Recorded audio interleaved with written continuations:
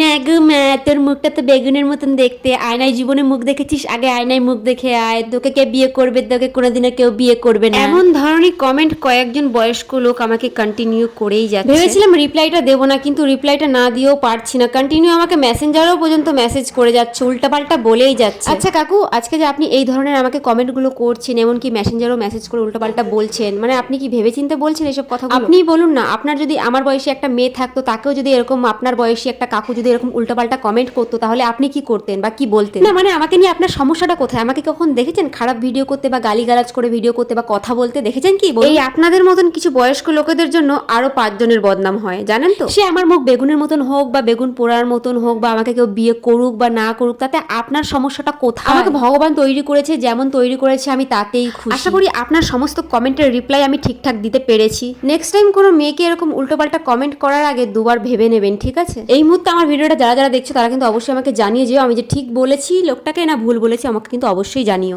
আর এটাও আমাকে জানিয়ে যেও যে আমার মুখটা কি সত্যি বেগুনের মতন দেখতে, অবশ্যই কিন্তু আমাকে বলে যেও তোমরা সবাই।